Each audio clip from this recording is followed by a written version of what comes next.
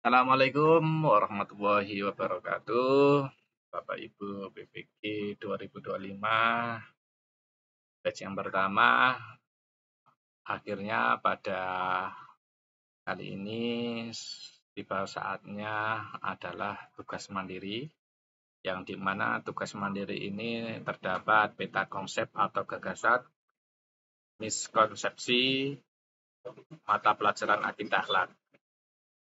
Untuk mengerjakan tugas mandiri ini wajib dan perlu digarisbawahi bahwa materi ini diambil dari topik 1 sampai topik 8 yang ada di LPTK masing-masing di akunnya Bapak Ibu Guru.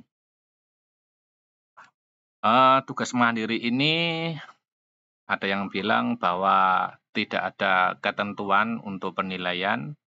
Ini adalah murni tugas mandiri Bapak Ibu terkait dengan peta konsep miskonsepsi. Ada kalanya Bapak Ibu juga ada yang menggunakan ChatGPT, boleh ya. Ada, kalau bisa saya sarankan adalah membaca dan menelaah topik 1 sampai 8 supaya real murni dari pemikiran Bapak Ibu guru. Dan itu biasanya lebih alami ya. Tapi untuk ChatGPT supaya dibuat referensi tugas tambahan, tidak apa-apa. Langsung saja pada tugas mandiri ini saya mencoba men-share supaya dibuat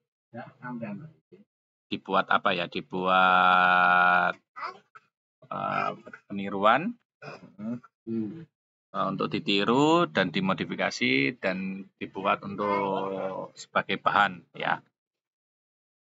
Langsung saja Bapak Ibu, untuk tugas mandiri ini kita bahas bersama-sama.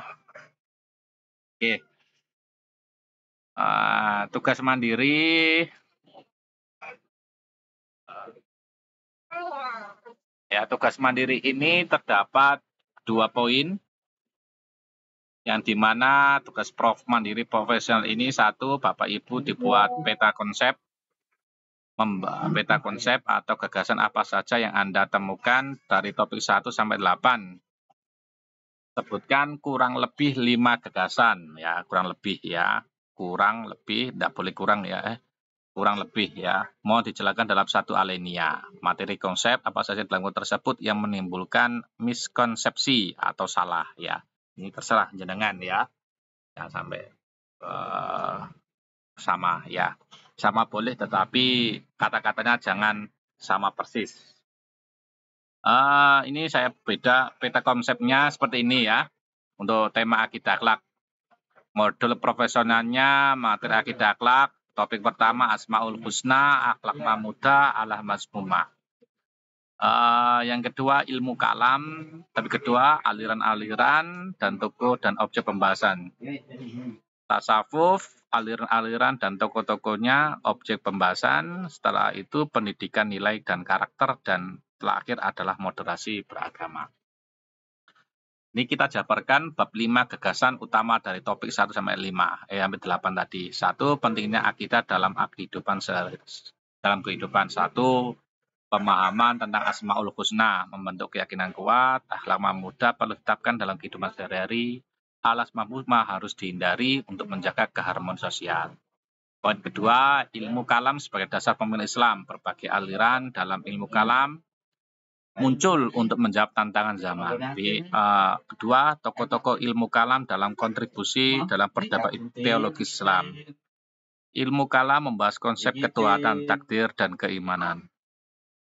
Tasawuf sebagai jalan spiritual. Tasawuf memiliki beberapa aliran dan tokoh seperti Imam Al-Ghazali dan Ibnu Arabi ya, ini tokoh spiritual. Pembahasan tasawuf mencakup pendekatan mistik, zuhud, dan ihsan. Oke. 4, ya, pendidikan nilai dan karakter untuk membentuk kedisiplinan. Pendidikan nilai membentuk kepribadian yang jujur, disiplin, dan bertanggung jawab. Karakter kuat membantu individu dalam kehidupan bermasyarakat dan bernegara. 5.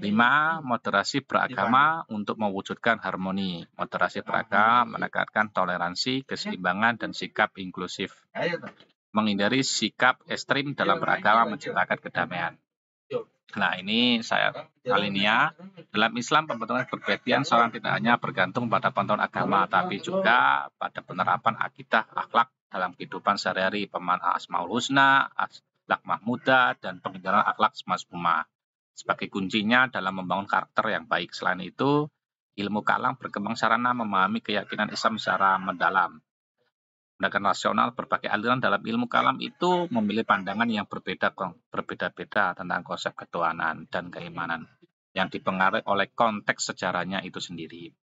Selain itu, ilmu kalam tasawuf juga menjadi bagian penting dalam ajaran Islam, menekankan pada aspek spiritual kedekatan bagi Allah.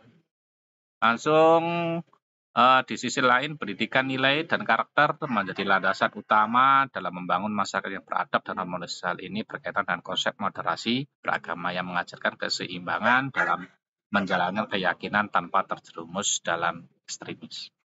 2. Ada beberapa konsep dalam tata di atas berpotensi menimbulkan miskonsepsi atau salah pemahaman, yaitu menurut saya ini konsep akhlak mahmudah dan akhlak mazmumah. Miskonsepsinya banyak yang mengira bahwa akhlak mahmudah terpuji hanya sebatas perbuatan secara sosial, seperti jujur dan dermawan, tetapi memahami niat bersesuaiannya terhadap ajaran yang juga penting. Koreksi, akhlak mahmudah bukan hanya tindakan baik, tetapi juga dilakukan dengan ikhlas karena Allah bersyariat. Miskonsepsinya akhlak mazmumah tercela, sering dianggap hanya sebatas perilaku buruk dalam kehidupan sosial, padahal bisa mencakup penyakit hati seperti riya, pamer, ujub, dan sering bisa dikatakan kita bisa menambahi sifat-sifat tercela ya oleh Bapak Ibu, tambah sendiri, modifikasi sendiri. Ilmu kalam dan perbedaan aliran dalam Islam. Miskonsepsinya beberapa orang menganggap ilmu kalam sebagai sesuatu yang menimbulkan perpecahan ya. Koreksi, ilmu kalam sebenarnya lahir memperkuat akidah Islam, terutama dalam menjawab pemikiran dari filsafat Yunani dan teori agama lain. Miskonsepsinya ada yang menganggap bahwa aliran tertentu seperti Mu'tazilah sebagai sat, ya, Mu'tazilah, ya. Tasawuf dan makna spiritual dalam Islam. Miskonsepsinya banyak menganggap tasawuf hanya terkait dengan kesaktian, ya. Koreksi bahwa tasawuf sejatinya sebenarnya adalah pembersihan hati dan pendekatan diri kepada Allah melalui akhlak yang mulia dan ibadah sesuai syariat. Miskonsepsinya ada anggapan bahwa orang yang menekuni tasawuf harus meninggalkan dunia sepenuhnya. Padahal banyak tokoh sufi yang tetap beraktivitas dalam masyarakat, kontribusi dalam peradaban Islam. Pendidikan nilai dan karakter dalam Islam. Ya, miskonsepsinya pendidikan karakter sering dianggap hanya sebagai tanggung jawab sekolah, padahal pembentukannya juga sangat bergantung pada lingkungan keluarga masyarakat. Koreksi, dalam Islam pendidikan karakter bersifat komprehensif dan mencakup 3 aspek. 1. Spiritual, sosial, dan personal. 5. Moderasi beragama dan toleransi. Miskonsepsinya beragama sering disapalami sebagai penyamakan semua agama. Ya. Koreksi, moderasi bukan berarti mengorbankan prinsip agama, tetapi menyeimbangkan antara keyakinan yang kuat dan sikap toleran. Miskonsepsi lainnya, toleransi dapat dianggap menjadi menerima semua keyakinan sebagai benar. Padahal dalam Islam, toleransi itu lebih baik pada menghormati hak lain tanpa mengubah keyakinan sendiri. Itu saja Bapak Ibu yang bisa saya share supaya menjadi bahan Bapak Ibu mengerjakan tugas mandiri dalam menentukan peta konsep dan miskonsepsi. Bisa secara alinea, bisa bentuk peta yang tadi. Saja yang bisa sampaikan, kurang lebihnya mohon maaf. Assalamualaikum warahmatullahi wabarakatuh.